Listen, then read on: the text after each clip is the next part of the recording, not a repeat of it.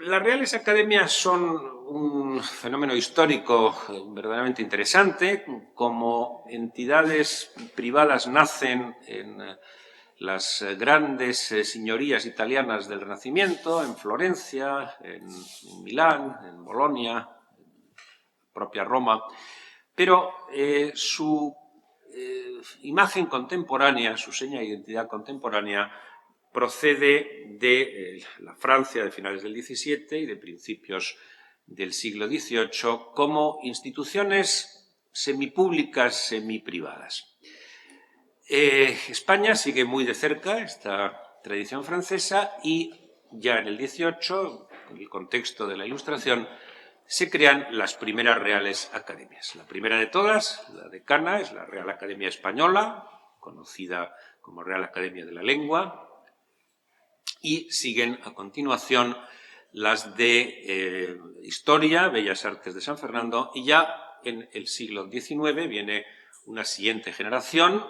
La cuarta es la de Ciencias Exactas, Físicas y Naturales, la quinta, la nuestra, de Ciencias Morales y Políticas, y siguen después Medicina, Farmacia, Jurisprudencia, Ingeniería, etc. El conjunto de las 10 Reales Academias de ámbito nacional, digamos, más relevantes, forma parte de una institución que se llama Instituto de España. Les decía que nuestra academia es particularmente variada y plural en su composición. Es decir, parece obvio que en la de medicina habrá principalmente médicos, en la de derecho juristas, en la de historia historiadores. En la nuestra tenemos 4 secciones y vamos desde la teología, la filosofía, pasando por la sociología, la ciencia política, el derecho, grandes juristas en nuestra academia, luego mencionaré también algunos, y la economía, que es una de las 4 secciones de nuestra institución. Lo primero que me gustaría es invitarles a los que no la conozcan a visitar nuestra sede, la Casa y Torre de los Lujanes. Me atrevo a decir sin exagerar, pues en la zona que tiene mayor encanto de Madrid, en pleno Madrid de los Austres, en la Plaza de la Villa, en la calle Mayor, y es el edificio civil más antiguo de Madrid. En realidad son 3 edificios, la torre, el edificio principal y un tercero donde hay una sala que lleva precisamente el nombre nada menos que de Enrique Fuentes Quintana, en la que celebramos los actos públicos. Hemos tenido incluso visitantes ilustres muy a su pesar, porque se dice, los historiadores lo discuten, que en esa Torre de los Lujanes estuvo prisionero nada menos que Francisco I de Francia, cuando Carlos V venció en la batalla de Pavía y se trajo a España al rey francés. Les invito de verdad, muy sinceramente, a los que no lo conozcan, a que visiten nuestra sede y a que participen además en nuestros actos públicos, que cada vez estamos desarrollando con mayor intensidad, porque el futuro de las academias está en que consigamos la atención de las próximas generaciones, de los estudiantes universitarios, de los jóvenes investigadores, y en esa tarea estamos. Por ejemplo, si tienen ustedes curiosidad por ello, estamos organizando 2 mesas redondas de muy alto nivel sobre la situación en Ucrania, el tema de nuestro tiempo, por desgracia, desde el punto de vista geopolítico, pues la agresión injustificada de la Federación Rusa a un Estado soberano, analizada como es propio de la vida académica desde sus diversas perspectivas y con la mayor libertad intelectual. Hemos tenido ya una primera mesa redonda, tendremos el lunes la segunda, en la que interviene, entre otros, el profesor González Páramo, pero también habrá juristas, la profesora Araceli Mangas, historiadores como Francisco Fuentes, diplomáticos como Javier Rupérez, militares como el ex-GEMAD general Alejandre, es decir, perspectivas varias, plurales, diversas, de una materia que realmente bien merece la atención. Y ahora les cuento cuál es un poco nuestra actividad cotidiana. Hemos tenido también, solo que en este caso son sesiones privadas, la intervención de 2 académicos, ambos de extraordinaria relevancia, el catedrático de Filosofía Pedro Cerezo, catedrático de Granada, y el muy ilustre jurista, ponente constitucional, padre de la Constitución, don Miguel Herrero de Miñón, mi antecesor en la presidencia de la Academia, que también se han ocupado de la cuestión de Ucrania. Tienen ustedes, sobre todo para los jóvenes que manejan otros mecanismos tecnológicos, en YouTube, tienen ustedes la posibilidad de seguir esas mesas redondas y les aseguro que se dicen allí cosas muy interesantes. A lo largo de estos años, de 1857 en adelante, hemos pasado por la Academia 300 académicos de número. Me parece que el próximo ingreso será precisamente el académica, en este caso, número 300.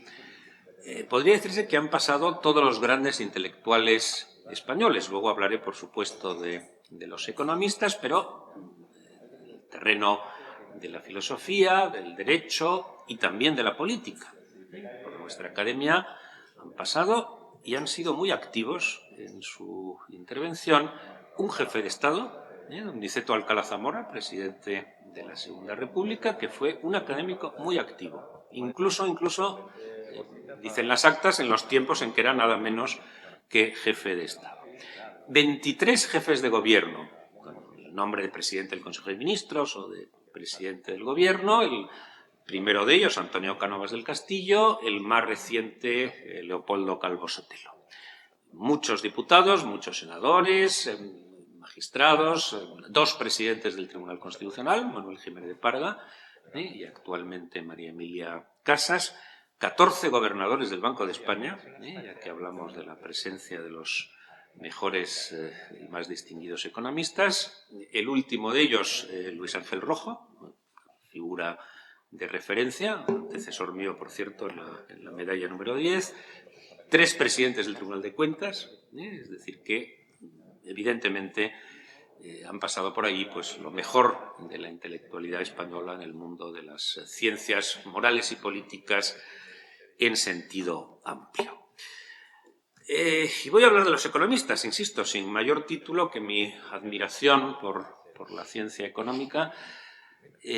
Yo cuento siempre que lo primero, y espero que no lo último, que aprendí de economía fue en un libro que era el libro de texto para estudiantes de COU. Yo pertenezco a la primera generación que hizo el COU, que se llamaba Política Económica, y cuyos autores eran nada menos que Enrique Fuentes Quintana y Juan Velarde Fuertes.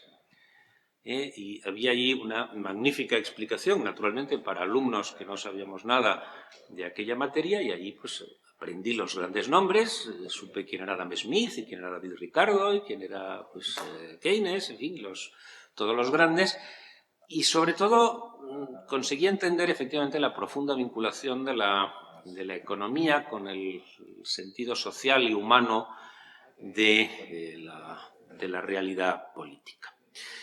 El primero de los grandes economistas que pasa por la Academia es uno de los fundadores, Laureano Figuerola. Habría que mencionar también, poco después, otro de los muy grandes, Raimundo Fernández Villaverde, el autor de la importantísima reforma tributaria. Y luego, pues, van pasando por la Academia y dejando huella en la Academia, pues, entre otros, Olariaga, Castañeda, otros muchos. Eso que nuestro maestro y amigo Velarde suele llamar la Escuela de Madrid, pues pasa efectivamente toda ella por la Academia de Morales y Políticas. Habría que dedicar alguna referencia especial a Enrique Fuentes Quintana, maestro y referencia indiscutible.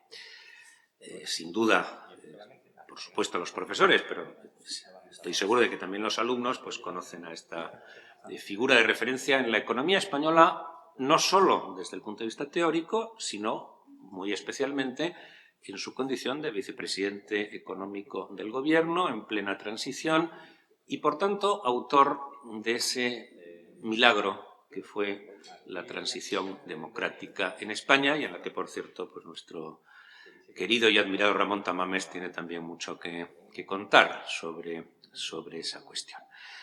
Enrique Fuentes ingresó en el año 1975 con un discurso titulado «Los principios de la imposición española y los problemas de su reforma».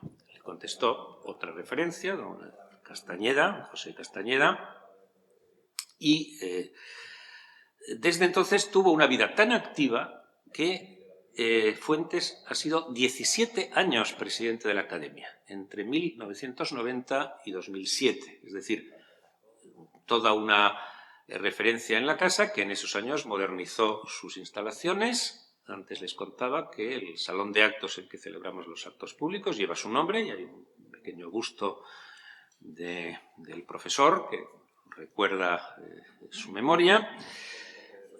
Mejoró notablemente la salud financiera de la institución, siempre quebradiza, pero que siempre al final pues, consigue salir adelante.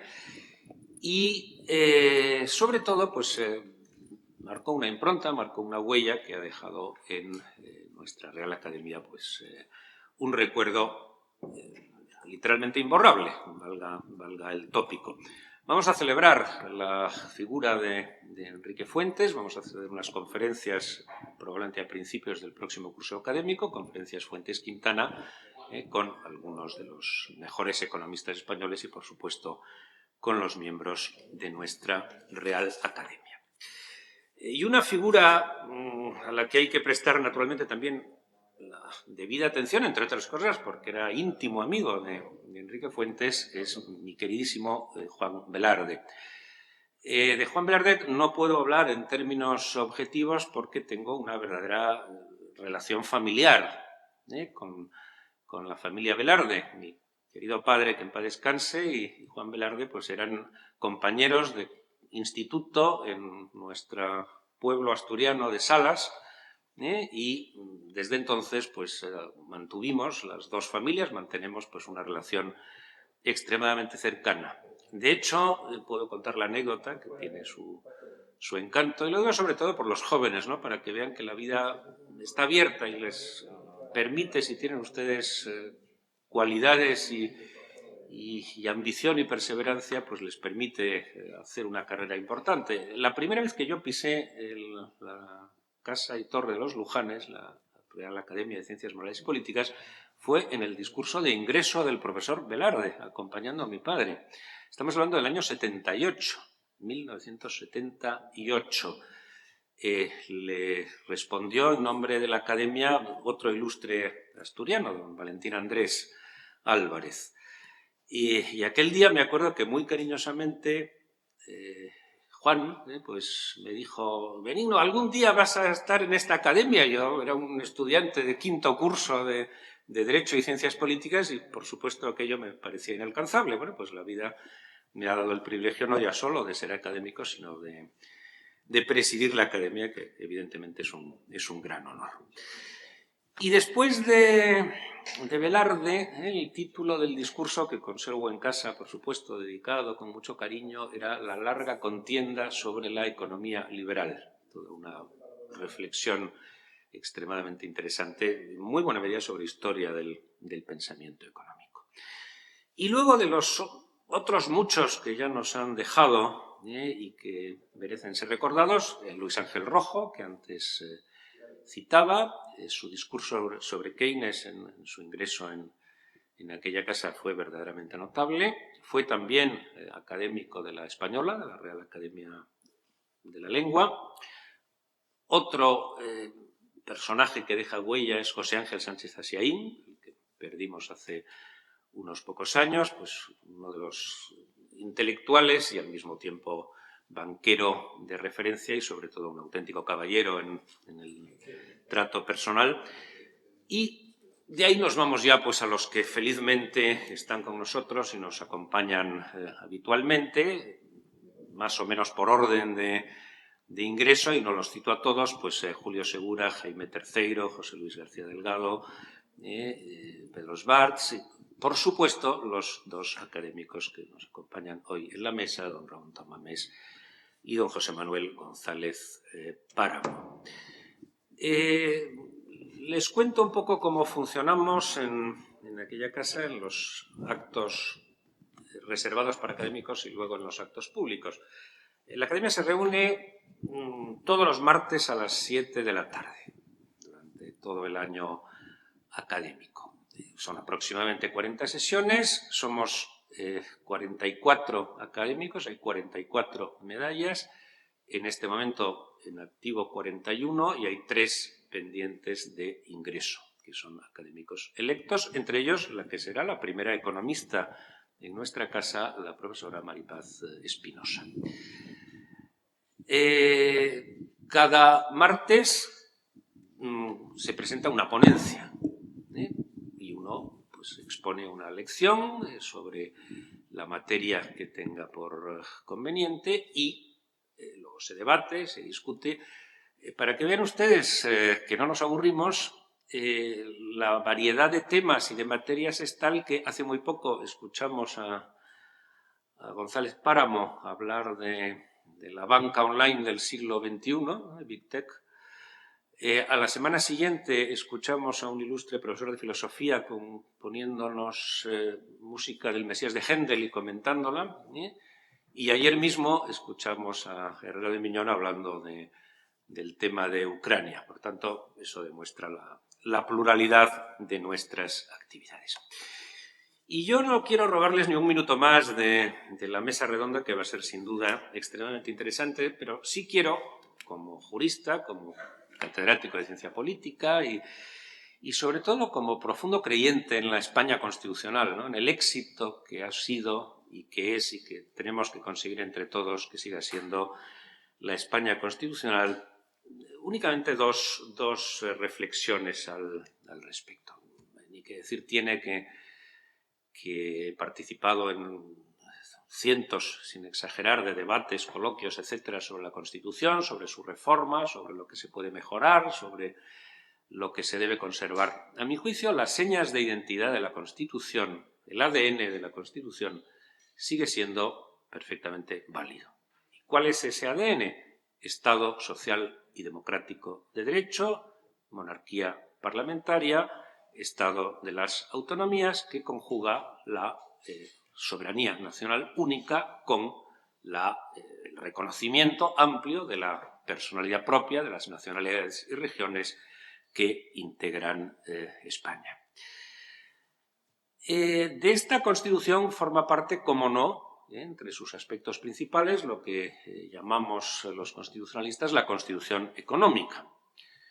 Constitución económica que algo bueno tiene que tener cuando ha producido, sin duda, pues los mejores 44 ya pronto, años de estabilidad política y de progreso económico en la historia de España. El Estado es social, el Estado de bienestar para los economistas, el welfare state, en definitiva, es una realidad que con sus problemas, con sus defectos, con sus complejidades, pero ha sido y es una fórmula para estabilizar a las clases medias, para permitir que las sociedades, en definitiva, pues tengan esa base socioeconómica que ya nada menos que Aristóteles decía hace 25 siglos que es la clave para que funcionen adecuadamente, que son unas fuertes y sólidas clases medias. Y buena parte de la crisis que estamos viviendo tiene que ver con la crisis de esas clases medias. En ese marco es evidente que la Constitución reconoce la libertad de empresa y la economía de mercado en el artículo 38, pero también reconoce la iniciativa pública en materia económica, todo el título séptimo, aparte de otros preceptos. Y ahí está un poco la clave, es decir, haber sabido conjugar el Estado liberal y el Estado social. No admite la Constitución cero Estado, ni admite la Constitución todo Estado. Podemos discutir ideológicamente si preferimos algo más de Estado, cuando digo Estado digo sector público, o algo menos de Estado, pero donde no podemos irnos es a los extremos, porque eso efectivamente no está en la Constitución. Y el profesor Tamames, que participó como protagonista en su elaboración, seguro que nos lo puede contar. Y la última cuestión es una referencia a la Unión Europea.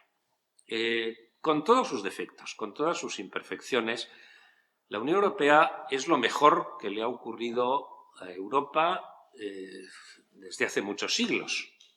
Imaginar hoy día una guerra entre Francia y Alemania, pongamos por caso, pues es hacer política ficción, cuando se produjeron tres, a cual más cruenta, en el siglo anterior al inicio del proceso de integración europea. Es curioso que la Constitución no es especialmente rigurosa en cuanto al tema europeo, quizá porque estábamos en el año 78 y todavía se veía lejano y difícil el ingreso, que se produce la firma del tratado, saben ustedes que es en el año 85, y el ingreso efectivo el 1 de enero del 86. Solo el artículo 93 de la Constitución contiene una alusión más bien indirecta a la posibilidad de integrar en el ordenamiento jurídico español las normas de una institución internacional o supranacional. Eso es lo que se limita a decir. Mis colegas, sobre todo de Derecho Internacional, suelen insistir mucho en que falta la cláusula europea en la Constitución, que sería extremadamente útil para la introducción del ordenamiento jurídico comunitario de la Unión Europea en el español. Bueno, pues a pesar de eso, 40 y tantos años después, España es un buen socio de la Unión Europea, sin duda en términos económicos y financieros, nadie mejor para que nos lo cuente después, pero también en términos jurídicos, es decir, el mundo jurídico español ha hecho suyo el derecho de la Unión Europea con todo rigor, con toda precisión y yo diría que con una calidad técnica verdaderamente digna de ser resaltada. Y esa integración en Europa, con sus defectos y sus problemas, es el mayor éxito de la España contemporánea y la garantía del presente y del futuro. Se puede discutir, se debe discutir y se debe defender a tope las posiciones propias en asuntos en los que haya una negociación económica, política, financiera, etc. Pero de ninguna manera se puede cuestionar esa presencia importante como socio relevante de nuestro país en la Unión Europea. Saben ustedes, por lo demás, que la única reforma importante, nuestra Constitución solo ha tenido dos reformas, las dos por razones europeas, una muy técnica para permitir el sufragio pasivo en las elecciones locales a los ciudadanos de países miembros de la Unión Europea, el artículo 13, y otra, mucho más relevante, el famoso artículo 135 sobre estabilidad presupuestaria, que sin duda todos ustedes han estudiado y conocen bien. Bueno, pues eso es lo que tenemos que mantener, que mejorar, que preservar y, en último término, yo creo que instituciones como las Reales Academias, instituciones, por supuesto, como la universidad, para todos los que sentimos prioritariamente la vocación universitaria, a todos la vida nos ha llevado por caminos muy distintos, en cargos públicos, en actividades profesionales, etc. A mí cuando me preguntan qué soy, yo digo siempre un profesor universitario. Lo que verdaderamente me siento es un profesor de universidad vocacional y, por tanto, creo que eso es una buena prueba de que también, con sus defectos y sus problemas, pues el alma mater sigue siendo algo importante para nosotros. Así que, querido decano, encantados de estar aquí ya con un académico más incorporado, el profesor Ollero, sevillano ilustre, además. Encantados de estar aquí, de celebrar juntos estos 50 años de la facultad y, por supuesto, ahí queda en pie la invitación a que nos visiten ustedes en nuestra sede madrileña. Muchísimas gracias por su atención.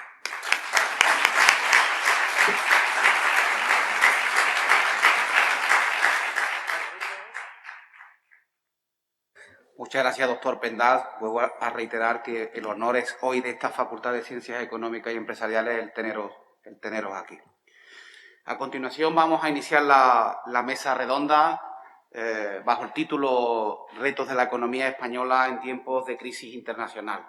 Le voy a ceder la palabra, evidentemente, al moderador de la mesa, al profesor Luis Ángel Hierro. Señor Luis Ángel Hierro, ilustre profesor de este centro, cuando quiera. Bueno, muchas gracias, señor decano. Bueno, para mí es un honor estar hoy aquí sentado por varios motivos. Primero, porque estamos en nuestra casa y estamos en el 50 aniversario. Segundo, porque estoy entre amigos, algunos espero que con un futuro más cercano aún a la Universidad de Sevilla. Y tercero, porque estoy ante personalidades de la economía española y, por tanto, pues estar aquí es un honor. Y os voy a decir una cosa, como estudiante, la inmensa mayoría. Aquí tenéis sentado pues, a la persona de referencia de los estudios de economía en España desde el inicio de la carrera de economía en materia de estructura económica. Creo que el libro suyo de estructura económica española vaya por la 26 edición o por la 27. Sale ahora. Y ahí sigue, y se sigue estudiando. Y tenemos a José Manuel González Páramo, que desde que dejamos de explicar los apuntes de Fuente Quintana en la Facultad de Economía en Hacienda Pública, pues es autor del libro de Economía Pública 1 y 2, que estudiáis todos vosotros, todos los que estáis aquí, que sois de Economía, lo habéis estudiado y lo vais a seguir estudiando. Por tanto, es un honor. Bueno, hay momentos en la vida en que los científicos tienen cierta suerte, que probablemente muchas veces cuando somos científicos sociales es buena suerte para nosotros y mala suerte para la sociedad. ¿Vale? Los economistas llevamos viviendo esa suerte de vivir situaciones muy drásticas para la economía desde hace muchos años, desde hace ya 14 años, y eso nos permite aprender a una velocidad que si no existieran esas crisis, si no existieran esos problemas, no aprenderíamos. Y obviamente es para desgracia de los ciudadanos, porque todas las crisis conllevan malestar y pérdida de bienestar para los ciudadanos, para las empresas, para las instituciones y para todo. Pero es verdad que nos enseña muchísimo, porque nos enfrentamos a situaciones que a lo mejor las hemos visto en un libro, ¿no? Cuando llegó 2008, 2009, a lo mejor se había visto en un libro, el crack del 29 y esas consecuencias, la Gran Depresión, pero claro, cuando las vives, y sobre todo cuando las vives como personas que han estado aquí en el centro del problema, o de los gestores más importantes del problema, como el Banco Central Europeo, pues uno aprende a un ritmo descabellado. Bueno, pues ahora nos toca otra situación de ese tipo. Y además es muy particular.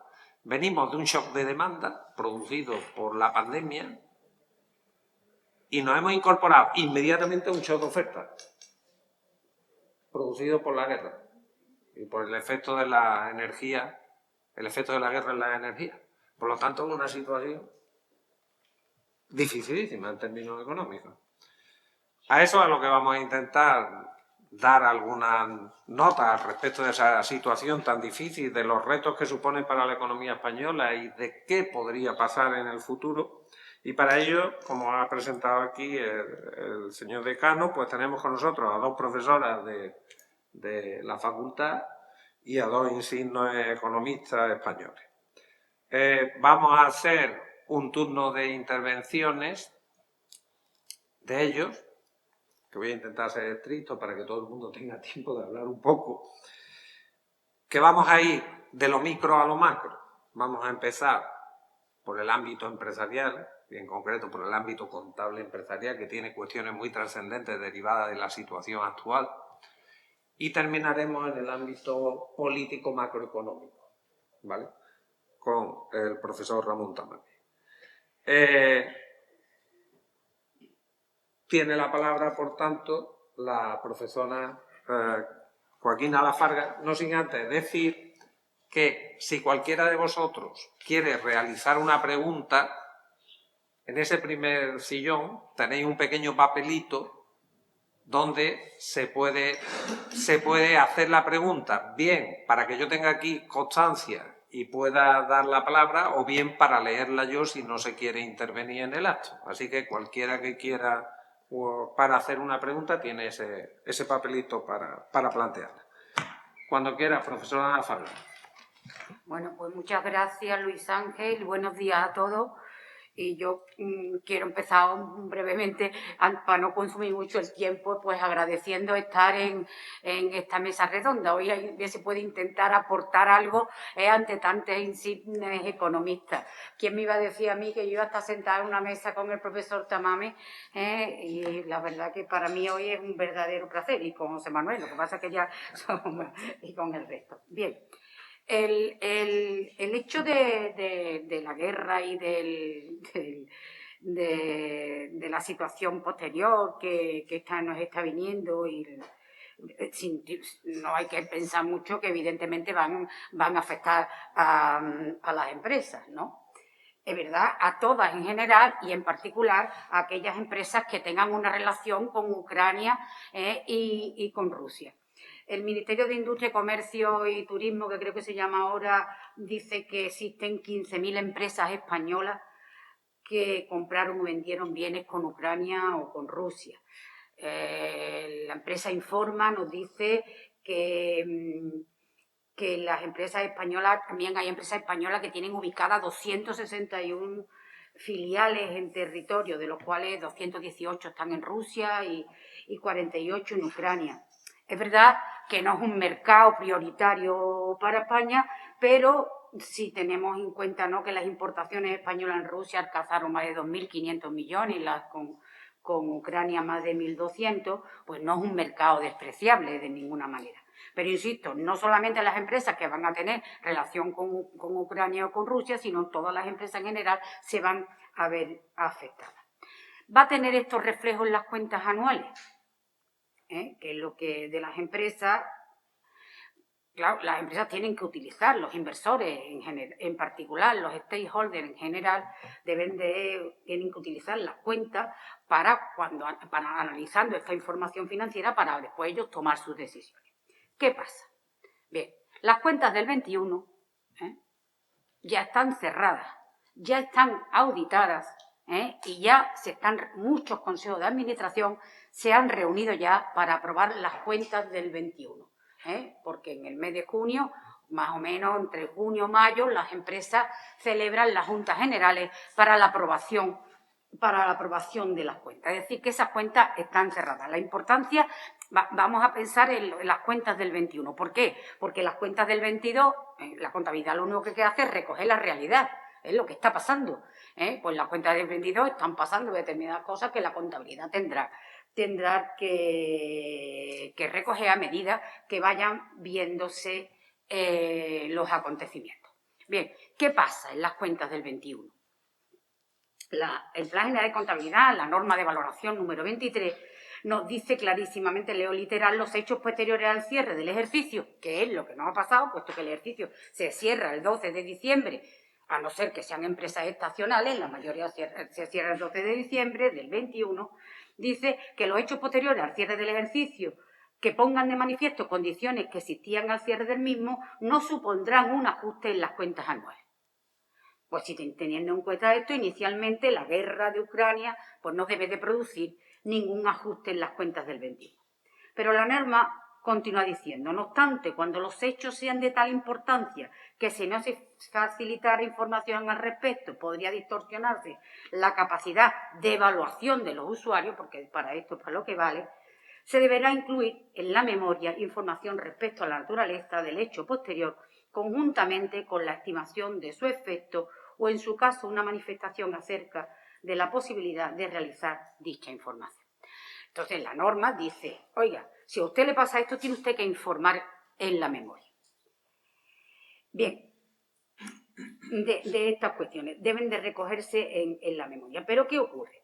¿Qué pasa? Bien, las empresas de cierto tamaño no solamente tienen que presentar un balance, una cuenta de resultados y una memoria que sería complemento de ambos documentos, sino que tienen que elaborar un informe de gestión, tienen que elaborar, aparte de otros documentos, un estado de información no financiera. Eso se tiene que presentar conjuntamente, porque bueno, incluso se pueden presentar juntos, con la presentación de las cuentas anuales. En ese informe de gestión, concretamente en el informe de gestión, las empresas tienen que informar de cuestiones como la evaluación y la situación de la empresa de los acontecimientos posteriores al cierre y de la previsión en las ventas. En cuanto al estado de información no financiera, tienen las empresas que presentar información acerca del modelo de negocio, sobre cuestiones medioambientales, sociales, de personal, blanqueo de capitales, lucha con la corrupción, etc. Es decir, estos dos documentos que se presentan junto con el balance, la cuenta y la memoria, que es lo que son estos contables más tradicionales, lo que están dando es información de carácter previsional, es decir, lo que están presentando las empresas en el 21 es qué va a pasar en el 22 o qué va a pasar en el 23. Eso es lo que recoge esa información. Por tanto, esta información sí tiene que ser corregida, puesto que todos los parámetros iniciales han variado con respecto a cuando se elaboró ese estado y cuando se elaboró el informe de gestión. Tiene que adaptarse. ¿Por qué? Porque estas expectativas van a las expectativas que las empresas tenían para el 22, pues sin duda alguna van a cambiar y van a repercutir en esos balances. Hay algunas cuestiones concretas. Por ejemplo, si las empresas españolas tienen una vinculación comercial con Rusia o con Ucrania, estas empresas tienen que prestar mucha atención a la valoración posterior de los créditos comerciales, así como de las inversiones que puedan tener en otras empresas. ¿Qué ocurre? Ocurre que muchos bancos han sido expulsados del sistema SWIFT, ¿no? Esto hablaréis ustedes más que José Manuel, que sabe más. Esta circunstancia, además, junto con que hay una depreciación del rublo, muy grande. Pues, ¿qué pasa? Pues que estas empresas que tengan relaciones comerciales, la capacidad del pago de las empresas rusas se ha mermado. Y eso está consignado en las cuentas del 21, porque en las cuentas del 21 están consignados las deudas o los créditos que tienen las empresas de nuestra empresa con estas empresas rusas. Por tanto, hay que hacer referencia a ese deterioro, es decir, qué no se va a cobrar o en qué posibilidades hay. Ahí hay un tema de corrección. También hay muchas empresas multinacionales que han cesado la actividad que tenían en Rusia, por poner un ejemplo, la que más vistosa, pues, por ejemplo, pues Inditex, que ha cerrado 502 tiendas que tenía en Rusia. Pues todo esto va a influir en esas valoraciones posteriores que tienen las empresas las empresas españolas con participaciones en estas empresas rusas o con filiales que tuvieran. Por tanto, son objeto de deterioro. En general, no solamente para las empresas que tengan relaciones con Rusia, sino para todas las empresas, esta incertidumbre geopolítica y el aumento de la inflación pues tiene un impacto en los mercados financieros. Supongo que nos hablarán también ahora. Y esto va a provocar un coste claro en la financiación. También va a haber modificaciones en tanto habrá que ajustar, por otra parte, la vida útil de los activos, porque va a haber activos que no se están utilizando y hay que ajustar esa vida útil de los activos, con lo cual va a tener una repercusión en la amortización también de todas las empresas. Otra cuestión que tiene una relación también clara son las roturas de los stocks. Está claro que hay un encarecimiento y escasez en determinados productos, y lo estamos viendo, el aceite de girasol, los cereales, pero también materiales como el aluminio, el acero, etcétera. Y esto pues, puede provocar que sectores que sean muy dependientes de estos materiales tengan que adaptar su oferta a estas circunstancias. Por eso muchas empresas de estos sectores van a tener menos rentabilidad. Concretamente, por poner un ejemplo, las conservas que utilizan el aceite de girasol. Pues todas esas empresas van a tener un problema. Por tanto, todas las empresas tienen que analizar la exposición de sus cadenas de suministro a la guerra pero también a las sanciones que hayan podido tener otras empresas con las que tengan relaciones. Tienen que revisar las operaciones que estén relacionadas con áreas de planificación, de logística, de almacenamiento. Las empresas tienen que revisar y determinar cuáles son ahora los nuevos nuevos niveles de stock. Es decir, buscar niveles de stock adecuados. Hay que optimizar los recursos existentes porque hay que hacer frente pues, a la incertidumbre ante la escasez y los retardos, y los retardos de los componentes más críticos. Otra cuestión que se va a tener, ya termino, que hay que tener en cuenta también son la repercusión de las cuentas anuales, son las obligaciones contractuales. Los contratos que tengan. Las empresas tienen que analizar estas obligaciones y tienen que establecer un mapa de riesgos de los contratos vigentes y de las negociaciones que tengan. Fundamentalmente, los contratos vinculados con proveedores o con suministros. Hay que también identificar si los tenemos asegurados, si esos seguros tienen o no tienen cobertura, para contabilizarlos de una forma o de otra. Por tanto, resultaría, pues, una primera, que hay que gestionar los riesgos. Los riesgos existen, pero también se pueden prevenir. La información, tanto financiera y no financiera, tienen que reflejar, pues con esto termino ya, pues la imagen fiel de las empresas, y esto también hace que se mitiguen, en este caso, los riesgos. Después podríamos hablar de otras cosas que me he quedado. Bueno, pues muchas gracias. Muchas gracias, profesora Lafarga, por ajustarse al tiempo. Parece que es efectivo lo de la tarjeta. Tiene la palabra a continuación la profesora Cristina Campallo, que creo que va a centrar su intervención en los efectos que pueda tener sobre la competitividad española la situación actual. Cuando quiera, profesora Campallo. Mucho tiempo. Lo primero que quiero es agradecer que me hayáis invitado a participar en esta mesa. Para mí es un honor estar aquí.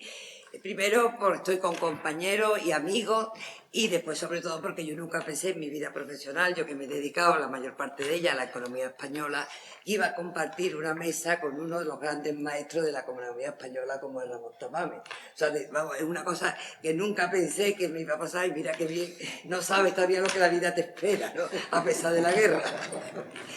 Bueno, yo voy a intentar ser breve y voy a hacer, como los que nos dedicamos, me toca un poco ser la Pepe Grillo de esta mesa y resaltar los problemas de la economía española.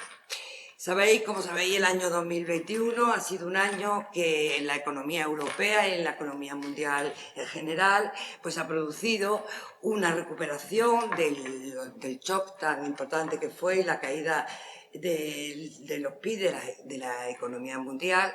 Pues durante el 2021 las cifras de crecimiento de los países fueron experimentando un crecimiento sostenido. Cierto que ese crecimiento ha sido muy diferente por distintas áreas geográficas, por distintos países, por distintos sectores y en distintos grupos poblacionales. Y hay países que ya han recuperado todo lo perdido en la pandemia, tienen ya una dimensión semejante a la que tenían previa a la pandemia. Hay sectores productivos que ya han recuperado todo lo perdido en la pandemia, pero en cambio hay otros países, otros sectores y otros grupos poblacionales que no han recuperado todo lo perdido. Entre esos países se encuentra España. España está justo en el grupo de países que todavía a final de 2021 hemos podido recuperar aproximadamente un poquito menos de la mitad del PIB de lo que hemos perdido, lo que perdimos en la pandemia. El año 2021, que es un año pues, que se esperaba de crecimiento y recuperación, empieza a complicarse. A la altura del segundo trimestre ya empiezan a darse los primeros síntomas, algo que al principio pues no asustaba mucho, porque una de las características del crecimiento de los últimos quinquenios ha sido en los países industrializados, en Europa y en España, que eso ha sido una característica extraordinaria del crecimiento español. Ha sido un crecimiento como nunca se había dado, en los últimos quinquenios, con una muy reducida tasa de inflación. Un dato que los profesores de economía española le enseñamos a nuestros alumnos.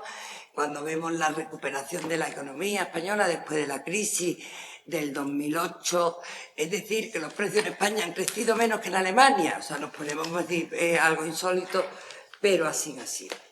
Esta situación tan buena de contención de precios que tuvimos en la recuperación de la crisis empieza a modificarse. Ya os digo que aproximadamente los primeros síntomas se ven en el segundo trimestre del año 2021. La explicación al principio no es complicada, no es preocupante.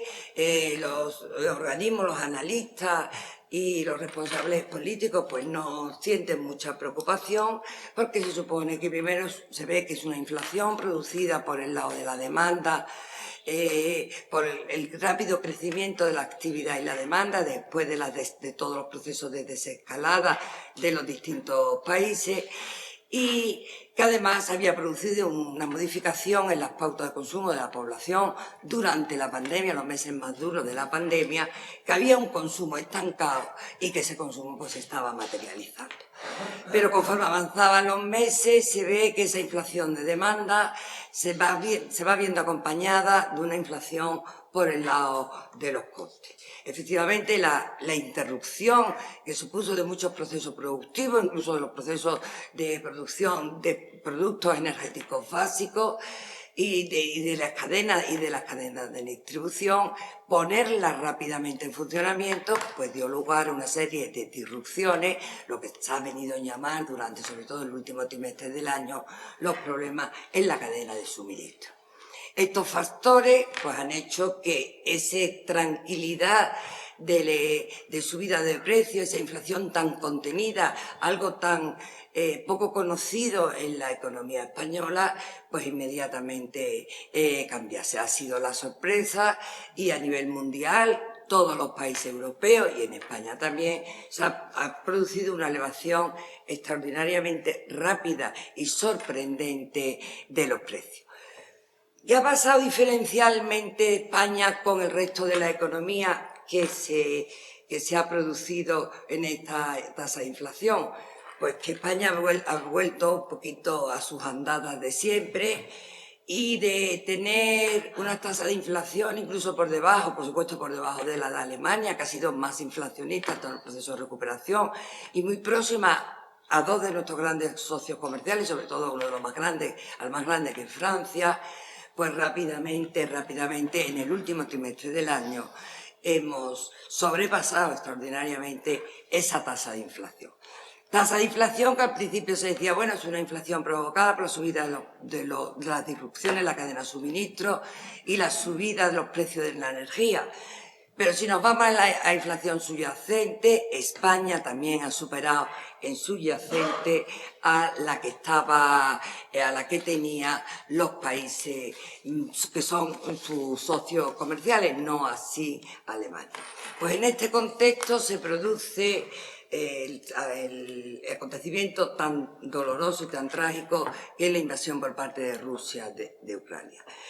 ¿Qué ocurre? ¿Qué efecto directo ha tenido en la economía mundial, europea y en la economía española? El efecto directo inmediato ha sido ese mercado de productos energéticos y de determinadas materias primas ya muy tensionado en el último trimestre del año 2021, pues se ha tensionado muchísimo más en los primeros meses de este año.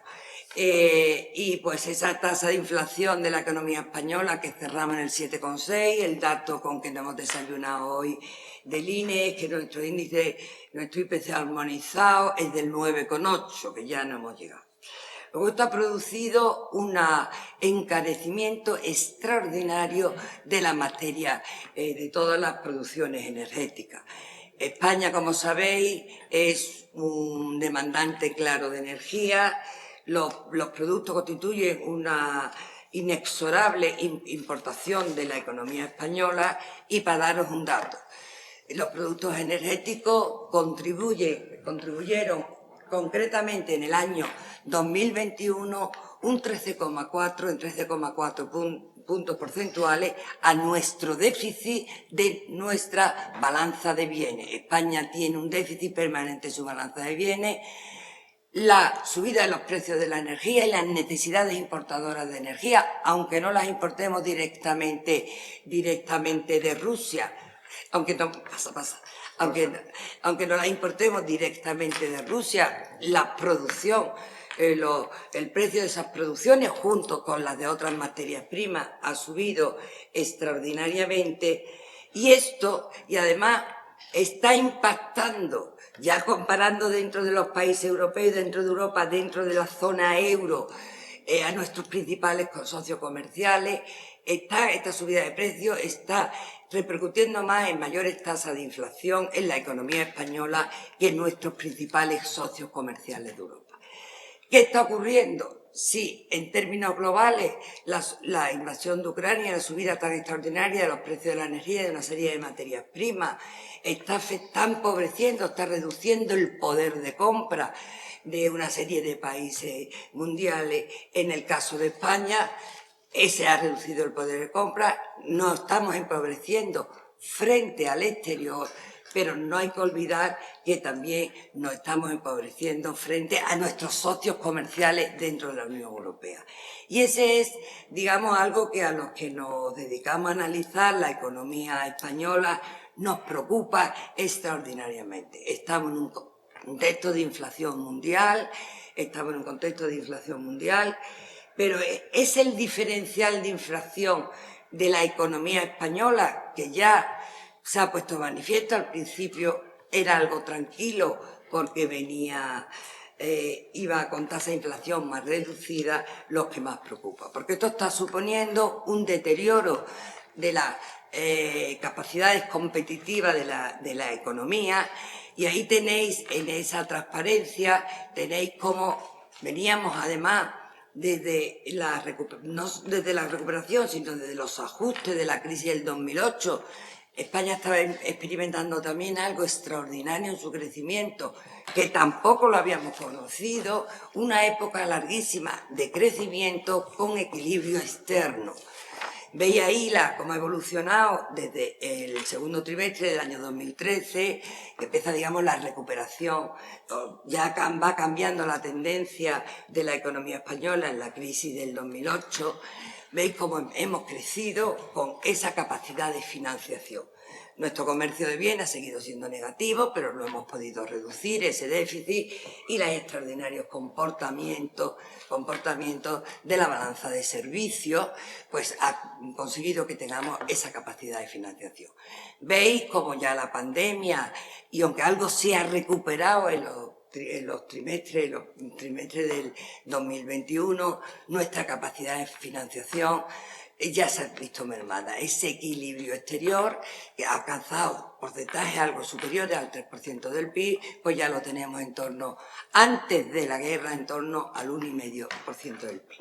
La pérdida de competitividad que la elevación de los precios de la energía implique en la inflación diferencial de la economía española con nuestros principales socios comerciales. Y os repito que al final España, a quien más le compramos es a los países más industrializados.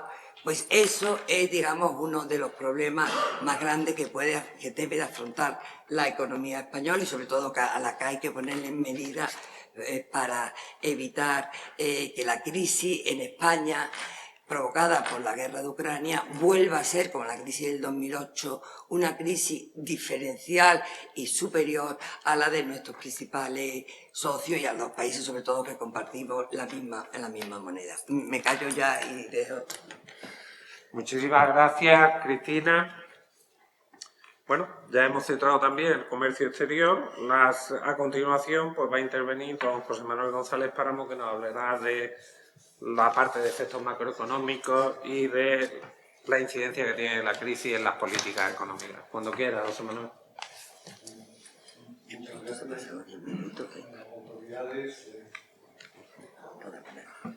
¿Ahora? Sí. Pues decía que muchas gracias, autoridades, viceconsejero, decano, vicedecano, profesores, Quina, Cristina, académicos, presidente y colegas que hay aquí. Yo, la verdad es que siempre es un placer venir a Sevilla, y han podido comprobar por qué, porque me tratan con una amabilidad y un cariño extraordinarios. Así que, en fin, yo sigo por la labor. Y Una cosa que decía Luis Ángel Hierro y con la que coincido mucho es que después de periodos largos de calma nos hemos encontrado los economistas con, llamémosle experimentos naturales, choques, que han puesto a prueba lo que sabemos y nos obligan a intentar entender. El de la pandemia fue uno y esta guerra es otro. ¿Qué está pasando, ¿no? ¿Cuál es el diagnóstico? ¿De dónde veníamos? ¿Cómo cambia la guerra? Esta guerra irracional, inhumana, inmoral, pero dejemos esto a un lado. ¿Cómo cambia esto nuestra manera de entender el problema que tenemos delante? Y es que ese problema es evidente. Veníamos de una recuperación progresiva, excesivamente lenta en el caso de España comparada con otros, porque perdimos un 10% o más de la riqueza nacional en el año 2020 y el año pasado recuperamos solo 5%. Este año creíamos que íbamos a recuperar el otro y seguramente nos vamos a quedar sin llegar, de tal forma que el nivel de riqueza del país solo se va a recuperar el año próximo, como pronto, si nos movemos en los mejores escenarios de la guerra. Y luego, por otra parte, veníamos de una situación en la que la inflación, después de muchos años de estar dominada, yo me preguntaba en un debate, ¿la inflación estaba muerta, estaba dormida o la habíamos domado? Sobre todo los bancos centrales. Pues ni muerta, ni dormida, ni domada. Y aquí está por donde solía. Ustedes, que son muy jóvenes, la mayoría de quienes están aquí, no recordarán periodos de inflación no ya de 2 dígitos, sino niveles por encima del 5%, porque desde los años 80 no lo habíamos visto en el mundo desarrollado. Quienes peinamos canas tenemos memorias de inflaciones al 20 y al 20 y tantos % en el caso de España, en la época de la firma de los pactos de la Moncloa, que Ramón podrá comentar. Esa era la tasa de inflación, pero era un fenómeno que quedaba muy atrás. Entonces es la pandemia la que nos vuelve a enfrentar con la inflación por problemas de demanda y sobre todo la presión de la recuperación y problemas de oferta con muchas materias primas cuyos precios crecen y por otra parte las disrupciones en las cadenas de producción, pues transporte, buques contenedores, determinadas materias primas esenciales. Todo esto nos ha vuelto a enfrentar con un problema inflacionario tanto de demanda como de costes. Bueno, y en esto, pues aparece la guerra, esta guerra irracional. ¿Y qué impacto va a tener la guerra? Si tengo que ser honesto como economista, les diría, no tengo ni idea.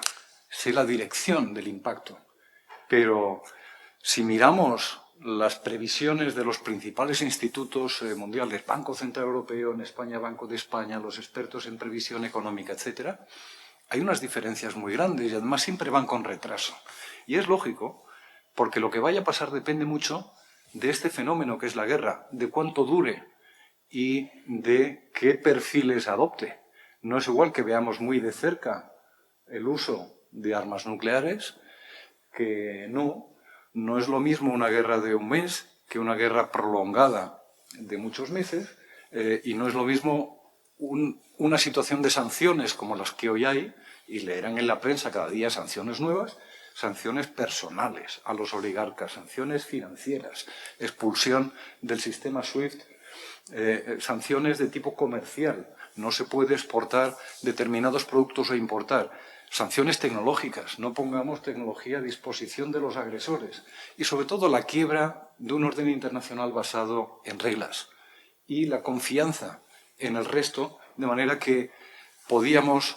Esto de la globalización no es más que la combinación de estas dos cosas, ¿no? Un mundo basado en reglas y la confianza en el proveedor, que el proveedor la respetará y por lo tanto puedo permitirme producir en China, inventar aquí y luego traer las cosas.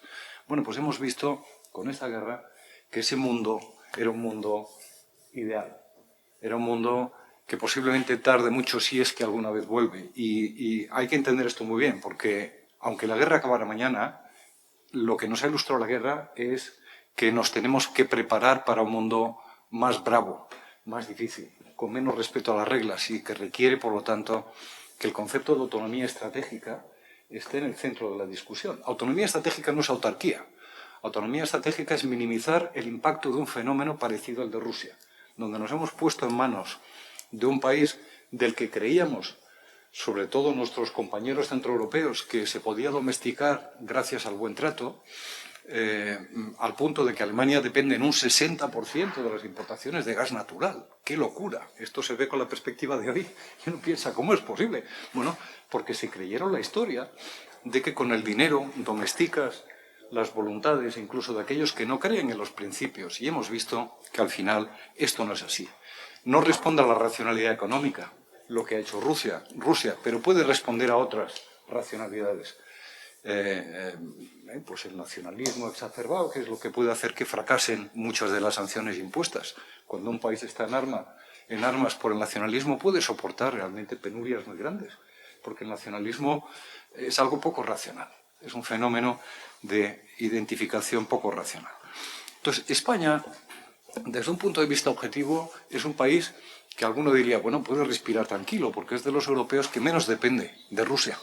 Uno se va a la clasificación de importaciones y exportaciones y realmente del gas ruso dependemos un 10% frente a Alemania un 60%, del petróleo ruso muy poquito, un 5,6%, es decir, que compramos en otros mercados distintos del ruso, exportamos a Rusia un 0,2% del PIB, es decir, apenas nada, y importamos prácticamente lo mismo, muy poquito. Entonces, ¿por qué nos preocupamos? Pues nos preocupamos por los efectos indirectos que tiene esto en precios del petróleo, en precios del gas, por la desconfianza que introduce la guerra, y esto, la falta de confianza, retiene decisiones de consumo y de inversión. Por ejemplo, nos resta a turistas que podrían haber venido y que ante esto prefieren no moverse. Y, por otra parte, por la fragilidad con la que la economía española ha salido del impacto de la pandemia. Cuando uno sale con déficits como los que tenemos, con deudas públicas del 120% del PIB, tiene poca pólvora en las Santa Bárbaras como para hacer frente a esto. A diferencia, pues un país como Alemania puede permitirse el lujo mañana de cortar el suministro de gas de Rusia, y saben que ahora mismo estamos en esta. Los rusos quieren que se les pague en rublos. Esto es para revivir la cotización del rublo, básicamente, además de devolver una bofetada a Occidente, y Alemania dice que esto no era el contrato, y conociendo a los alemanes, esto se lo creen. Y como esto no era el contrato, no voy a pagarte en rublos. Si no aceptas que yo no te pague en rublos, a lo mejor se acaba el suministro de golpe. Pero Alemania se lo puede permitir, porque tiene una riqueza nacional acumulada y un saldo neto en activos frente al exterior que le permitiría tener una recesión este año enorme y aún así que sufriera poco, haciendo lo que de todas maneras quiere hacer Alemania, que es independizarse del suministro de Rusia. Bueno, ¿por qué canales está impactando esto? Yo, como son alumnos de facultad, vamos a ser escolares. Hay 4 canales fundamentales aquí que tenemos que mirar para entender lo que pasa. El primero es el energético, obvio. Suministro, precios y luego también, indirecto, los cereales. No nos habíamos dado cuenta de lo importante que era Ucrania, por ejemplo, o Rusia para el maíz, para el trigo, para el aceite de girasol. Hoy vemos los supermercados y nos damos cuenta. Segundo canal, el canal comercial, y especialmente ahora impactado por las sanciones. El canal comercial no influye directamente mucho, pero las sanciones están agitando el contexto. ¿Y qué canal indirecto importante hay? Alemania es uno de nuestros principales socios comerciales. Si en Alemania las cosas se empiezan a ir mal, una fuente de demanda para lo que produce España va a estar sufriendo. Tercer canal, el financiero, también muy afectado por las sanciones. La expulsión de SWIFT, de las compañías rusas, por ejemplo, y, digamos, la absoluta, si no prohibición, al menos dificultad de que compañías financieras presten o hagan negocios con contrapartes rusas. Y, por último, el canal de la confianza. El canal de la confianza tiene que ver con la guerra en general, con la falta de reacción rápida, con un cierto desconcierto, valga esta forma de decir las cosas, que retiene decisiones de consumo e inversión. Mirando estos canales, yo creo que uno podrá seguir la guerra, monitorizarla mejor. Pero les insisto, aunque se acabara mañana la guerra, no vamos a volver a donde estábamos, porque los efectos de todo esto son efectos a largo plazo. ¿Ha respondido Europa bien? Aquí voy a dar un par de líneas. Yo creo que Europa ha respondido lo mejor que podía, desde lo exhaustas que estaban sus capacidades para responder, tanto en la política monetaria, muy limitada, porque está comprimida entre la inflación y una compra de activos enorme y estaba ya de salida, como la política fiscal, que en este caso es la probable suspensión de las reglas fiscales de Maastricht hasta el año que viene, de manera que hasta el 24 no entraría en vigor, y el programa energético que quiere independizarnos, básicamente, en porcentajes muy relevantes, ya incluso a fines de este año. Es decir, que son maneras correctas. Sobre España hablará Ramón. Y para terminar, les voy a dar 4 Ds, que son 4 megatendencias que van a condicionar a España y a Europa en los años que vienen. 4 Ds. La primera es diversificación energética. Van a oír esto hasta cansarse. Diversificación de fuentes, pero también diversificación de países de origen del suministro. La segunda D es desglobalización. No vamos a volver a donde estábamos en los 40, 50, pero sin duda vamos a ver otra globalización, con cadenas de suministro que se acercan a casa, con varios proveedores alternativos, y todo esto dará más autonomía estratégica, pero va a encarecer aquella que consumimos, porque no es igual producir en China que producir más cerca y además tener 3 proveedores. Tercera D, desdolarización. Y esto es algo de lo que llevamos años hablando, pero que estamos viendo ya. Es decir, el dólar pesa cada vez menos en las reservas mundiales. Ahora mismo un 59%. ¿Qué lo va a decir? Hace 20 años era más del 70, 71, 72%. Y esto va a generar en el mundo una cierta inestabilidad cambiaria que nos va a afectar a todos. Y, por último, defensa. La defensa la hemos descubierto como un elemento disuasorio, no para hacer guerra, sino para evitar que nos las hagan. Vamos a ver gastos en defensa de cerca del 2% del PIB, o el 2% del PIB, y esto tiene su parte buena, más autonomía estratégica y disuasión. Su parte mala es que el gasto de defensa es esencialmente improductivo, al menos hecho a nivel local, y eso va a afectar a la productividad de la economía española, y algo tendrá que ver con lo que nos ha contado la profesora Campayo. Muchas gracias de nuevo, siempre un placer de verdad volver a Sevilla. Gracias. Bueno, pues nos queda la intervención inicial de don Ramón Tamames, que creo que tal como les ha llegado algunos documentos que ha publicado en prensa, va a versar sobre las medidas económicas que habrá que adoptar contra la nueva crisis que nos azota. Cuando quiera, don Ramón. Muchas gracias. Es un honor para mí, como para los demás ponentes, según han dicho, participar en esta sesión de hoy. Darle las gracias a la Facultad de Económicas, esta facultad en la que he estado tantas veces. Saludo a Camilo Lebón como anterior decano, que ya inició muchos intercambios con otras instancias académicas. Y además quiero resaltar que las intervenciones de la doctora Lafarga han sido muy interesantes. La incidencia en las empresas, muchas veces esa fase en los espacios académicos se olvida. ¿Qué está pasando realmente en las empresas y cómo va a incidir, por ejemplo, la variación de los stocks en los que ha insistido? Y Cristina Campayo, la doctora Cristina Campayo, me parece que ha tocado muy bien el tema de la inflación. No ha llegado a decir que podría situarse en 2 dígitos. Vamos a ver qué da. A ver qué da marzo de sí. Marzo de sí. Y sobre todo la incidencia en el comercio exterior. Unos pocos meses antes de la guerra tuvimos la virtud de llegar a los 300.000 millones de euros de exportación, que es una cifra impresionante. Impresionante. Junto con la importación estamos casi en un 60% del PIB. Somos el país más abierto casi de Europa, por delante de Francia, de Italia. Solamente Alemania nos precede, por así decirlo, por su intercambio mayúsculo con China, por recordarlo.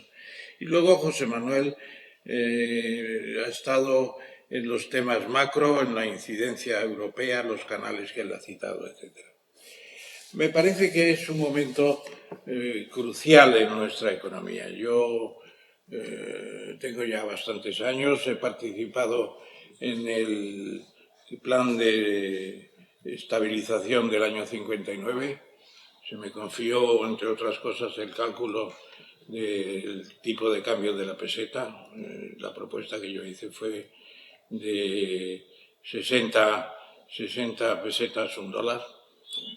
Duró 6 o 7 años hasta la primera devaluación del año 67, me parece que fue. Y se puede decir que luego vinieron los pactos de la Moncloa, también tuve ocasión de participar. Era democratizar las instituciones, era darle a las instituciones precisamente una función nueva, más activa, la visión macroeconómica, y luego el ingreso en la Unión Europea, ya el año 86 nos permitió pasar a cuestiones de productividad muy importantes. Esta crisis de ahora yo no había conocido nada semejante, sobre todo en esa fase final en que coincidieron en unos días las calles y las plazas de las ciudades llenas de gente protestando por la carestía, por la inflación. El Parlamento crispado, porque la oposición siempre lo dice, claro, el gobierno no funciona. La distribución comercial desarticulada, con almacenes a rebosar y mercados y tiendas faltas de género. Las vacas ordeñadas rindiendo lo suyo, pero los lácteos no llegan a los supermercados. Lo mismo pasa con la pujante ganadería de porcino, ahora en situación de racionados los piensos en las macrogranjas que hace poco llamaban tanto la atención. Y al tiempo la flota amarrada en los puertos porque el gasóleo encarecido arruina las faenas portuarias pesqueras. Es un cuadro que afortunadamente ha tenido su punto álgido, que no se va a permanecer porque sería un colapso total y eso no lo resiste nadie, ni la plataforma siquiera de transporte, que finalmente ha llegado a hablar con el gobierno que era necesario, etcétera, etcétera. Felipe González, Isidoro de Sevilla en sus tiempos, Felipe González en estos días de crisis dijo: volvamos a los pactos de la Moncloa. Él, que fue tan crítico de los pactos el año 77, no le gustaba nada porque parecía, y lo dijo luego Leguina muy claramente, una pinza del PC y de UCD frente al Partido Socialista. Pero los pactos tienen una lógica, y a mí me parece que ese reconocimiento por parte de Felipe González está muy bien, porque es un método de estabilización, pero no se va a alcanzar en esta ocasión. No hay consenso, hay un enconamiento total, la crisis desde la recuperación parcial solo de la gran recesión de 2008, la pandemia, etcétera, pues anuncia tensiones electorales, la situación de ciertos partidos, etcétera, y no va a haber consenso. No va a haber pactos de la Moncloa, hay medidas de urgencia, las que se han ido planteando. Los pactos de la Moncloa eran un intento de búsqueda de equilibrios, empezando por la moderación salarial. La moderación salarial fue una obra de arte, aquello impresionante. Fijar un tope de masa salarial del 22%, del 22% de inflación, y luego en realidad con las medidas que se tomaron bajó al 19% de un año para otro. Impresionante ganar 3 puntos de poder adquisitivo las clases trabajadoras, que inicialmente se quejaban mucho de los pactos en los que no participaron porque, entre otras cosas, todavía comisiones obreras no estaba legalizada. Hubo también una política de rentas no solamente salarial, sino también de beneficios, y hubo un reajuste del sistema fiscal, un reajuste del sistema bancario, un programa agrario impresionante que luego desarrolló Jaime Lamoz de Espinosa en parte, etcétera. Fue una especie de reflexión sobre el futuro de la economía española. No vamos a tener eso en este momento. En este momento estamos ante medidas de urgencia que no son las que hemos comentado y que quizá más adelante, si la situación se prolonga, sobre todo por los efectos de la guerra, sí podríamos tener algo parecido a los pactos de la Moncloa en un último extremo. ¿Qué ha habido por parte del Gobierno ante la situación de estanflación que ya se ha subrayado, los efectos de la guerra, esa estanflación que inventó la palabra MacLeod, un ministro británico de Economía el año 65, el estancamiento, crecimiento lento, sin llegar a veces a la recesión, pero crecimiento lento e inflación fuerte, que nos caracterizó precisamente en los años 70, en gran parte inducido por un choque petrolero que tuvo efectos brutales. Entonces, estamos en fase de estanflación y estamos en fase de, al mismo tiempo, lo que The Economist ha calificado como la economía de la escasez. La economía de la escasez provocada por esos inventarios no recuperados rápidamente, una economía en la que cerraron muchas empresas por la pandemia, una economía en la que incluso en Estados Unidos 4 millones de trabajadores se alejan del mercado laboral por causas todavía antropológicamente no muy bien conocidas, pero que inducen una elevación de los salarios y una escasez de especialistas en todo. Tenemos una escasez de especialistas porque no se han formado en los tiempos de la gran recesión, sobre todo en la industria de la construcción. Tenemos una escasez de especialistas en digitalización, en inteligencia artificial. Tenemos una demanda no cubierta de más de 1 millón de personas que no se encuentran trabajadores porque son situaciones especializadas, repito, que no se han previsto adecuadamente en el pasado y en el presente. Por lo tanto, ¿qué es lo que ha hecho el Gobierno en estos días? Yo estos 2 artículos que ha mencionado nuestro moderador, al que felicito por su cronometraje, que es superior al del ajedrez y del fútbol. Solamente le falta el VAR para ver si hay penaltis. Bueno, pues la verdad es que lo que se ha hecho en estos días es una política de urgencias. Yo le envié estos artículos al presidente del Gobierno, lo hacía también con Rajoy, lo he hecho desde hace muchos años, y precisamente viniendo en el tren, en el AVE a Sevilla, me comentaba mi secretaria que hemos recibido una nota del jefe de gabinete dando las gracias. Yo no digo que hayamos influido en los métodos que se han adoptado, pero yo creo que la responsabilidad de los economistas, como decía Schumpeter, es revelar a la humanidad el sentido oculto de sus luchas. Es importante y sin pretender ahora grandes niveles ni alturas, yo creo que tenemos que informar también, nos guste o no nos guste, a las autoridades económicas de las posibilidades de reajustes, etc.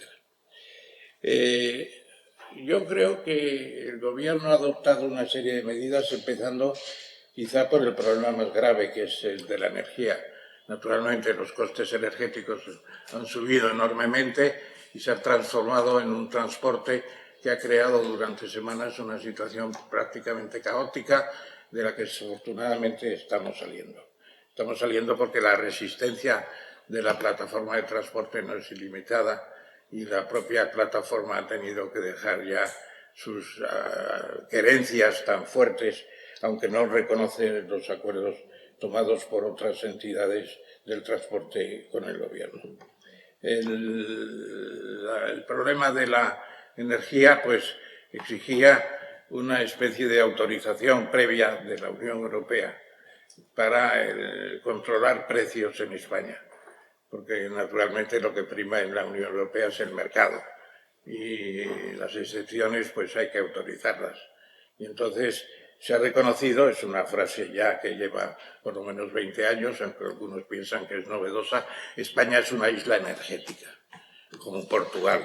Y el regulador del mercado peninsular es MIBEL, que es el mercado ibérico de electricidad que nos afecta. Por eso estaban en las pantallas el presidente del Gobierno de Portugal y el de España en las últimas sesiones en Bruselas, porque es una isla energética, es un 3% de intercambio eléctrico apenas en que tenemos, y en términos de gas, pues la situación es todavía más isleña, por así decirlo. Afortunadamente tenemos 5 gasificadoras, recasificadoras importantes, 2 gaseoductos, con una gestión problemática ahora con Argelia y Marruecos, etc.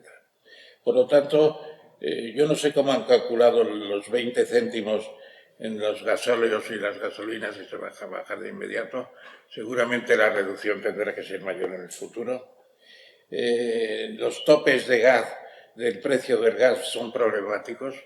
La Unión Europea ha aplazado a diciembre de este año plafonar, valga el galicismo, poner el plafond, el techo en francés, plafonar los precios del gas va a ser difícil. Vamos a ver si lo veíamos, José Manuel González Páramo, yo en el coche, en el tren esta mañana cuando veníamos. Alemania ha demostrado ya su deseo de racionar incluso el suministro de gas para no comprar tanto a Rusia. Desde que empezó la crisis, antes de cumplirse un mes, Luis Garicano calculaba en El País que se habían entregado a Putin 17.000 millones de euros solamente por compras de gas y de petróleo. Se está financiando la guerra de Ucrania desde el lado europeo pacífico, por así decirlo. Y luego tendríamos unas medidas que no sorprenden a nadie, seguirán los ERTES, sin derecho a despido en esta fase, que puede haber un crecimiento del paro no esperado. Y yo no sé qué habrá hecho el señor Escrivá, ministro de Seguridad Social, pero dice que se van a ampliar, se van a subir las cotizaciones, mejor dicho, las prestaciones del impuesto del ingreso medio de vida, 400.000 familias, y en total se habla de 6.000 millones para este paquete de medidas. Están mezcladas, yo no sé si hay reducción de impuestos, subsidios incorporados, etcétera, etcétera, no se aclara mucho, y una ampliación de los créditos del ICO que tuvieron mucha importancia con la pandemia, es verdad. Se llegó a 140.000 millones de créditos. Eso es una cifra equivalente a toda la ayuda de los fondos europeos, que es otra incógnita. ¿Qué va a pasar con los fondos europeos? ¿Se van a destinar ahora para los efectos de la guerra y de la prolongación de la crisis? No lo sabemos. Y termino porque habrá que revisar los impuestos, sobre todo el IVA de 21% para muchos artículos que no lo soportan, y luego habrá también un ajuste de toda una serie de elementos que todavía no podemos prever. Salarios, ¿qué va a pasar con los salarios? Dependerá de la inflación. Pensionistas, no se les puede subir más, decía el otro día el gobernador del Banco de España, yo creo que tiene razón. Los nuevos pensionistas están por encima de los salarios medios que tenemos en España. Eso es una especie de muestra de descoordinación. Solchaga lo decía hace unos meses, hay que vigilar también que los pensionistas estén llevando más parte de lo que les corresponde.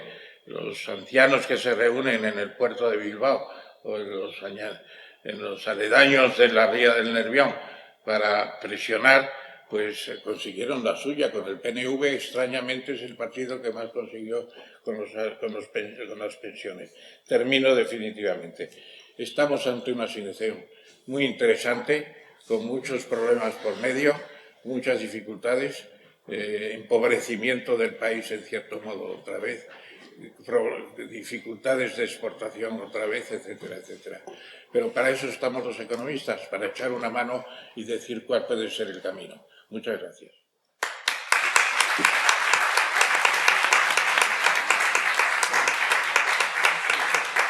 Muchas gracias, don Ramón. Creo que ha ascendido en el cronometraje por poder constreñirle a usted su discurso. Yo creo que ha ascendido. A ver si ha habido algún penalti.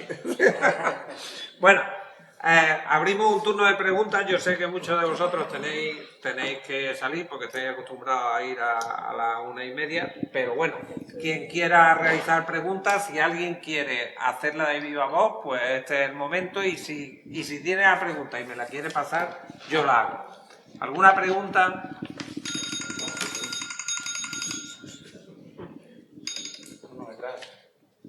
¿Allí? ¿Alguna pregunta? Sí, allí al final.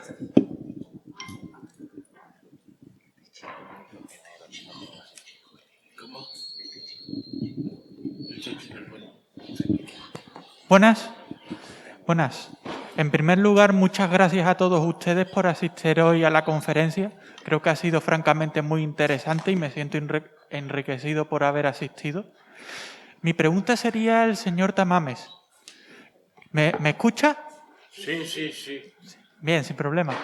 Quería saber si pensaba usted que quizás controlar el precio los precios de la energía, el gas y el gasoil podría crear escasez a largo plazo. Sí. Quería saber si puede crear el control de los precios del gas y del gasoil, si puede crear escasez a medio y largo plazo.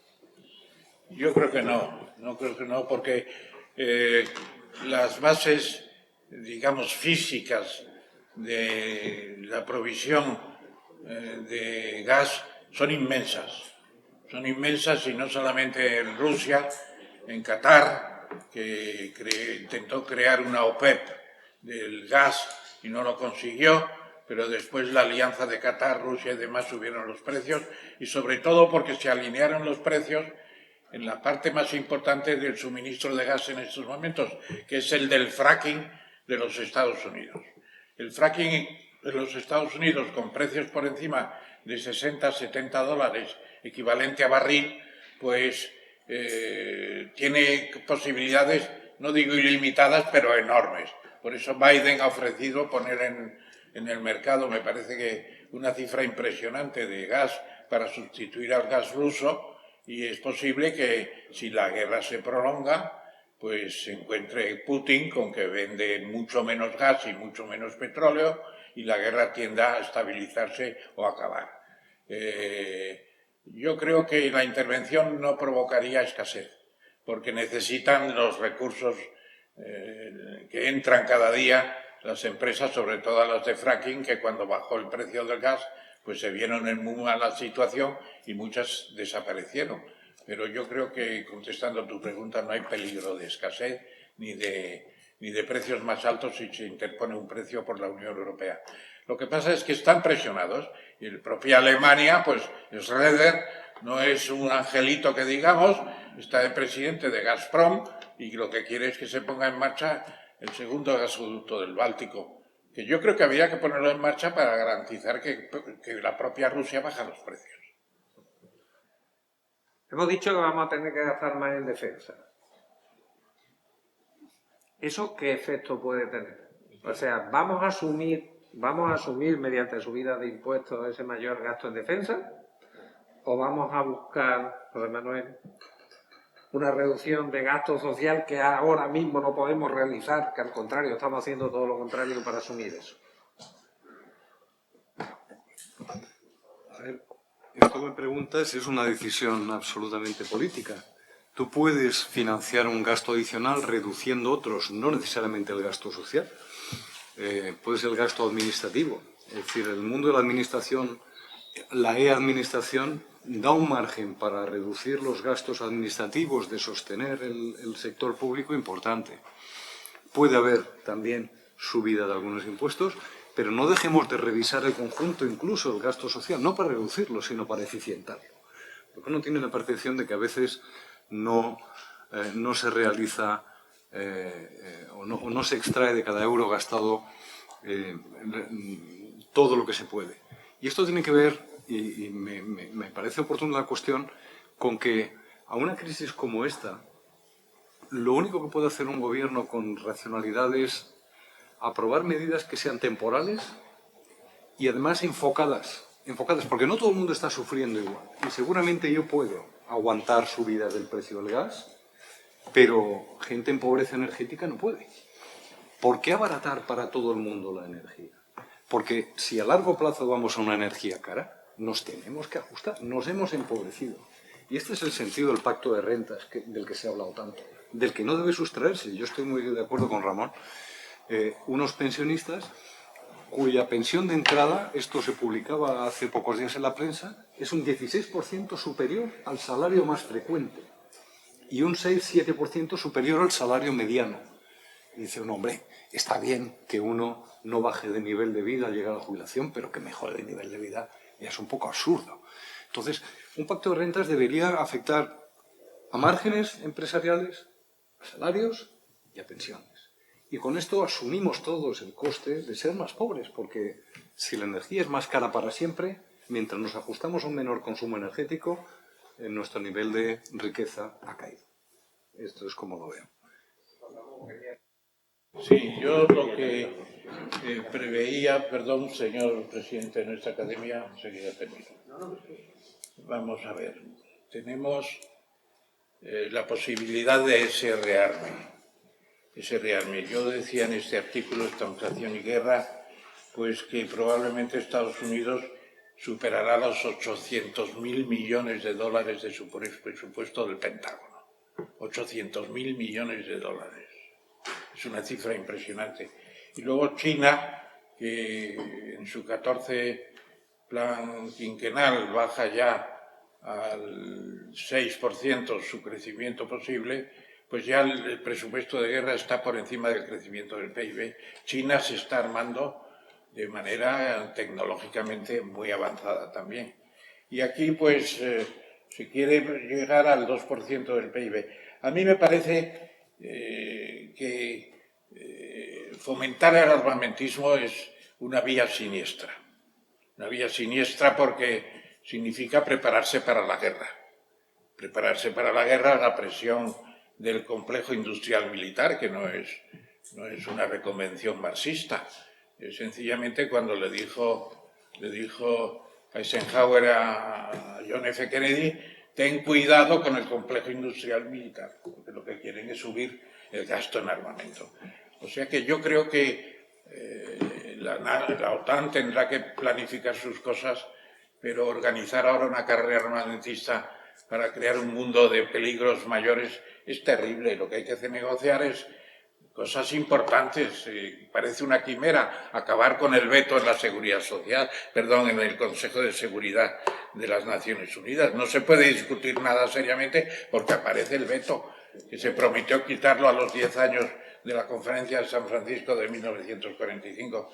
Y lo que hay que buscar son los métodos para garantizar la paz y resolver esos problemas. ¿Qué les falta a Zelensky y a Putin para llegar a un acuerdo sobre la neutralización de Ucrania? Ya está acordada prácticamente. Bueno, pues, ¿qué van a seguir? ¿A destruir el país? Hay que llamar a las dos partes a que acaben de una vez con la guerra. Y en cambio les estamos suministrando armamento, por un tubo además. Bueno, pues yo creo que hay que llamar a la reflexión y decir, precisamente ayer teníamos en nuestra Real Academia la sesión de Ucrania que ha mencionado el profesor Pendas, y la semana que viene tenemos, ¿es posible la paz perpetua de Kant en el siglo XXI? A mí me alegró mucho porque ese fue el tema de mi discurso de ingreso en la Academia. Pues vamos a ver si es posible la paz perpetua en el siglo XXI. Naturalmente que es posible, si no, la alternativa ya sabemos cuál es. Gracias. Muchas gracias. Venga, don Benigno. Sí, por mi parte, aunque no tenía desde luego pensado intervenir en un debate entre economistas, pero sí que ha aparecido un tema de defensa en el que quizá podría aportar algo, visto desde la ciencia política y las relaciones internacionales. Yo estoy plenamente de acuerdo con lo que ha dicho el profesor Tamames, pero vamos a ponernos en una perspectiva realista. Es decir, todos los estudiosos de la materia comparten la idea de que Europa ha vivido al margen de los temas de defensa durante toda la Guerra Fría y, en definitiva, ha sido lo que suele llamarse un free rider, ¿no? Un gorrón, alguien que obtiene beneficios sin dar nada a cambio respecto de los Estados Unidos.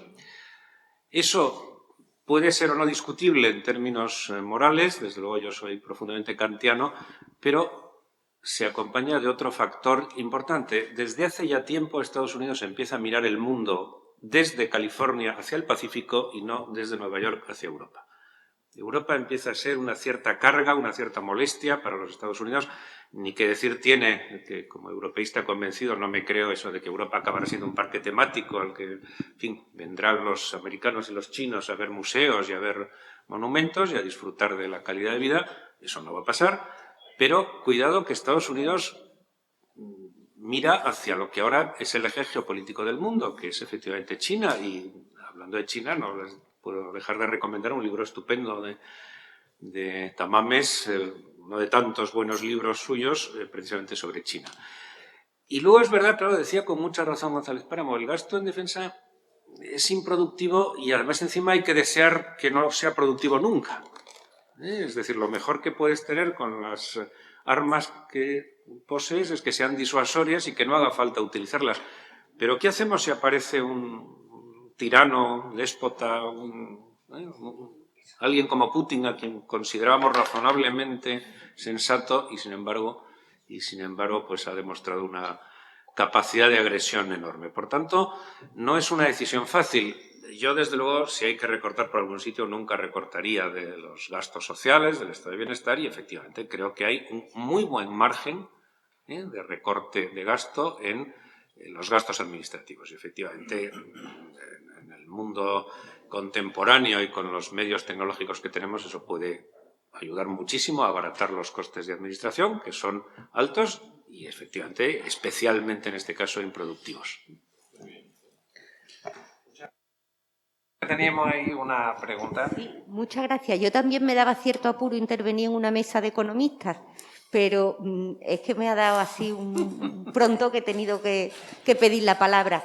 Una mesa de economistas donde aprendo siempre tantísimo, así que lo agradezco mucho. Y también era con el tema defensa. Efectivamente, Europa hemos sido un gorrón durante muchos años y así se nos ha hecho ver por algunos presidentes norteamericanos en los últimos años, ¿no? Es decir, hay que repensar la OTAN como sistema de defensa. Y efectivamente hay que aumentar el gasto en defensa. Borrell decía, tenemos que aprender a hablar el lenguaje del poder. Pero es que a lo mejor el gasto en defensa, a pesar de Santa Bárbara, no es en armas. Desde mediados de los años 80, en el mundo del derecho internacional y las relaciones internacionales, estábamos leyendo unas obras de unos americanos, por cierto, Alvin y Heidi Toffler, que hablaban de las guerras del futuro, y lo que no nos podíamos creer en derecho internacional es que volviéramos a hacer una guerra con cócteles Molotov y con pistolitas que además les decimos a los pobres ucranianos, no se preocupen, si esto es muy fácil, le da el botoncito y ya está. Es que la guerra ahora se hace de otra manera, o pensábamos se iba a hacer de otra manera. Y entonces a lo mejor nuestro gasto en defensa donde hay que invertir es en ciberseguridad. Lo que hay que invertir precisamente va a poder utilizarse los Next Generation que planteaba el decano y los fondos europeos, porque va a ser transición digital. Y de alguna manera también tendremos que repensar en qué nos estamos gastando el dinero, ¿no? Pero, en fin, que no es a mí no me resulta desde el derecho internacional lo mismo que me sigue resultando una quimera lo de quitar el veto, y más a la vista de las últimas reuniones del Consejo de Seguridad. Pero, efectivamente, hay que repensar que, bueno, defenderse no es gratis, aunque sea en sentido disuasorio, y que no va a ser en armas. Bueno, solamente era esa observación. Gracias. Bueno, yo me va a permitir que diga una cosa. Porque no me voy a resistir, si me lo permite legal. Un minuto, va a ser un minuto nada más porque no sé cuántas veces voy a tener la ocasión. Yo quiero recordar que hubo un determinado momento en que la capital de España tenía de alcalde a don Enrique Tierno Galván y de vicealcalde o primer teniente de alcalde a don Ramón. Quien quiera que compare. no con esta situación, sino con otras muchas. Así que para mí ha sido un honor. Gracias. Bueno, pues ya como ya terminamos. Esta facultad tenía hoy muchísimas expectativas con la visita de la Real Academia de Ciencias Morales y Políticas y desde luego se han más que cumplido. Además, pues han visto sus reflexiones, saben los académicos del cariño que le tenemos, de la estima personal. A don Ramón, evidentemente, es una fuente de inspiración permanente para todos nosotros y, desde luego, quiero agradeceros a todos la presencia en este acto. Vamos a terminar la sesión. Muchísimas gracias por vuestra asistencia y a la Real Academia de Ciencias Morales y Políticas. Esta es vuestra casa y lo sabéis.